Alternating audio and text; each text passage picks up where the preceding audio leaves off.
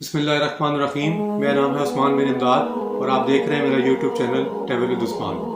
ناظرین، حرم پاک کی زیارات کا سلسلہ جاری ہے اور آج ہم آپ کو حرم پاک کی زیارتوں میں سے ایک ایسے صحابی کے گھر کے بارے میں بتائیں گے کہ جس کا ایک بہت مقام ہے۔ ایک وہ صحابی جن کا نبی اکرم صلی اللہ علیہ وآلہ وسلم کے ساتھ ایک بڑا انس کا، ایک محبت کا اور پیار کا رشتہ رہا۔ جی، آج ہم آپ کو حضرت ابوبکر صدیق رضی اللہ تعالیٰ عنہ کے بارے میں بتائیں گے کہ مکہ مکرمہ میں ان کا گھر کہاں واقع تھا اور آپ ان کے گھر کی زیارت آج بھی کر سکتے ہیں۔ یہ گھر کہاں واقع ہے اور وہ کس رستے پہ واقع ہے اور کس مقام پر واقع ہے، آج کی ویڈیو میں ہم آپ کو تفصیل سے بتائیں گے۔ آپ سے درخواست ہے کہ ہماری ویڈیو کو کمپلیٹ دیکھیں تاکہ آپ کو مکمل معلومات ان کے گھر کے بارے میں پہنچائی جا سکے۔ ناظرین کرام، حرم بیت اللہ کے باب ملک فہد گیٹ نمبر 79 سے نکل کر بالکل سامنے ہی یہ ہلٹن کا ٹاور کی ایک اونچی بلڈنگ اس وقت یہاں موجود ہے۔ اسی جگہ پر اس وقت ایک پہاڑی ہوا کرتی تھی جہاں پر حضرت ابوبکر صدیق رضی اللہ تعالیٰ عنہ کا گھر تھا۔ آپ صلی اللہ علیہ وآلہ وسلم کا گھر حرم پاک کے صفا مروہ والی سائڈ پر واقع تھا، جبکہ حضرت ابوبکر صدیق کا گھر حرم پاک کے باب عبدالعزیز اور باب فہد کے درمیان واقع تھا، جن کے درمیان اچھا خاصا فاصلہ تھا۔ حضرت ابوبکر صدیق کے گھر کو دار ابوبکر اور دار ہجرہ بھی اسی نسبت سے کہا جاتا ہے۔ ناظرین کرام، جب نبوت کے 13ویں سال جب اللہ تعالیٰ کی طرف سے ہجرت کا حکم آنے والا تھا تو حضور اکرم صلی اللہ علیہ وآلہ وسلم نے حضرت ابوبکر صدیق کو کہا کہ ابوبکر تیار رہنا، امر الہی کے آتے ہی ہم اس شہر کو چھوڑ دیں گے۔ اور پھر وہ وقت آیا کہ جب کفار نے حضور اکرم صلی اللہ علیہ وآلہ وسلم کے گھر کا محاصرہ کر لیا، آقا کریم صلی اللہ علیہ وآلہ وسلم کا معاذ اللہ شہید کرنے کے ارادے سے ارد گرد سب جمع ہو گئے۔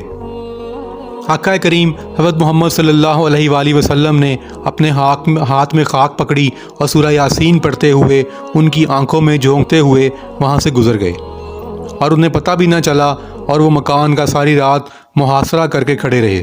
صبح بستر سے حضرت علی رضی اللہ تعالیٰ عنہ اٹھے، آقا کریم صلی اللہ علیہ وآلہ وسلم نکل گئے اور حضرت ابوبکر صدیق رضی اللہ تعالیٰ عنہ کے گھر تشریف لے گئے۔ آپ دروازے کو دستک دینے لگے تو حضرت ابوبکر صدیق رضی اللہ تعالیٰ عنہ کی آواز آئی، رسول اکرم صلی اللہ علیہ وسلم، میں حاضر ہوں۔ حضرت ابوبکر صدیق تیار کھڑے تھے تو کہا، ابوبکر تم تیار ہو؟ تو کہا، حضور آپ نے کہا نہیں تھا کہ تیار رہنا، کبھی بھی ہجرت کا حکم آ سکتا ہے، تو میں تو اس دن سے ہی تیار رہتا ہوں کہ کب حضور آئیں اور جو فرمائے میں وہی کروں۔ اور پھر اپنے گھر سے حضور اکرم صلی اللہ علیہ وآلہ وسلم کے ساتھ غار ثور کی چوٹی پر گئے۔ اس چوٹی کے غار میں جانے سے پہلے حضور اکرم صلی اللہ علیہ وآلہ وسلم سے عرض کی کہ حضور آپ ٹھہریں، میں غار کے اندر کے ماحول کا جائزہ لے لوں۔ غار کے اندر گئے، پہلے غار کو صاف کیا، پھر دیکھا جگہ جگہ سوراخ تھے تو اپنا عمامہ پھاڑ کر، قمیض اتار کر، اس کے ٹکڑے ٹکڑے کر کے ان سوراخوں میں کپڑے دے دیے۔ روایت کے مطابق 2 اور بعض روایات کے مطابق 1 سوراخ بچ گیا۔ اس میں اپنی ایڑی رکھ دی اور پھر آواز دی کہ نبی اکرم صلی اللہ علیہ وآلہ وسلم آپ اندر تشریف لے آئیں۔ جب آپ صلی اللہ علیہ وآلہ وسلم اندر غار میں تشریف لے آئے تو آپ صلی اللہ علیہ وآلہ وسلم نے حضرت ابوبکر صدیق رضی اللہ تعالیٰ عنہ کی گود میں اپنا سر رکھ کر لیٹ گئے۔ اللہ اکبر، کیا منظر ہوگا!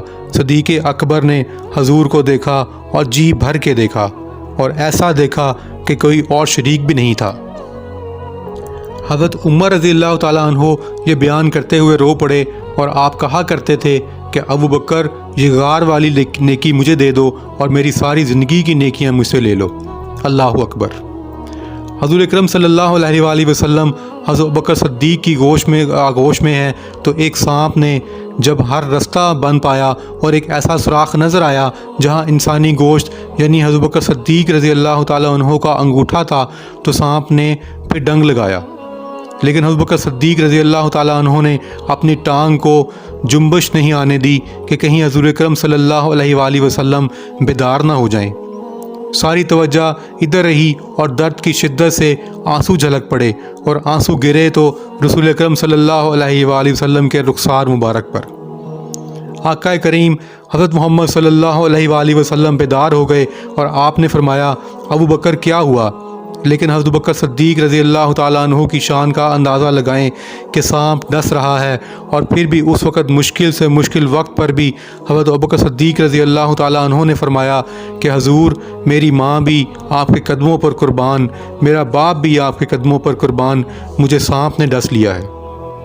ناظرین کرام، جہاں یہ حضرت بکر صدیق رضی اللہ تعالیٰ عنہ کا گھر ہوا کرتا تھا، آج وہاں پر ایک مسجد تعمیر کر دی گئی ہے، اور اس مسجد کا نام ہے مسجد ابو بکر صدیق، جو ان کے نام سے منسوب ہے۔ یہی وہ مبارک گھر ہے جہاں پر حضرت عائشہ رضی اللہ تعالیٰ عنہ پیدا ہوئی تھیں۔ ناظرین، حضرت بکر صدیق رضی اللہ تعالیٰ عنہ وہ ہستی ہیں جن کو اللہ نے مردوں میں سب سے پہلے اسلام قبول کرنے کا شرف بخشا ہے۔ آپ کی رسول اللہ اور اسلام کے لیے قربانیاں اتنی زیادہ ہیں کہ جتنی کسی کی بھی نہیں ہیں۔ اس کا اندازہ آپ صحیح بخاری کی اس حدیث سے لگا سکتے ہیں جس میں ہمارے پیارے نبی حضرت محمد صلی اللہ علیہ وآلہ وسلم نے ارشاد فرمایا کہ محبت اور مال کے لحاظ سے ابو بکر کا مجھ پر سب سے زیادہ احسان ہے۔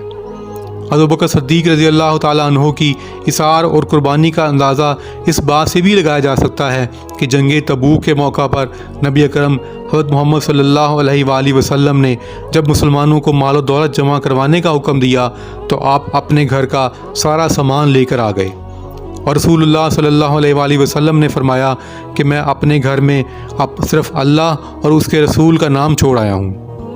ایک اور جگہ صحیح بخاری میں آپ حضرت ابوبکر صدیق رضی اللہ تعالیٰ عنہ کی فضیلت کا اندازہ اس بات سے لگا سکتے ہیں کہ حضرت سیدنا عمرو بن عاص رضی اللہ تعالیٰ عنہ نے حضرت محمد صلی اللہ علیہ وآلہ وسلم سے پوچھا آپ سب سے زیادہ کس سے محبت کرتے ہیں؟ تو آپ نے فرمایا عائشہ کے ابا سے، مطلب حضرت ابوبکر صدیق رضی اللہ تعالیٰ عنہ سے۔ ناظرین، جہاں حضرت بکر صدیق رضی اللہ تعالیٰ عنہ نے اپنی مبارک حیات میں ہمیشہ رسول اللہ صلی اللہ علیہ وآلہ وسلم سے محبت اور ان کا ساتھ نبھایا، وہیں اللہ تعالیٰ نے ان کے وصال کے بعد بھی ان کو رسول اللہ صلی اللہ علیہ وآلہ وسلم کے پہلو میں ہی ان کی آخری آرام گاہ اور رسول اللہ صلی اللہ علیہ وآلہ وسلم کا پڑوسی ہونے کی سعادت عطا فرمائی۔ ناظرین، اگر آپ کو ہماری آج کی ویڈیو اچھی لگی ہو تو اس کو ضرور کر لائک کریں، سبسکرائب کریں اور اپنے دوستوں کے ساتھ شیئر کریں۔ اپنا اور اپنے ارد گرد کے لوگوں کا ضرور خیال رکھیے گا۔ آپ کا بہت شکریہ، جزاک اللہ خیر۔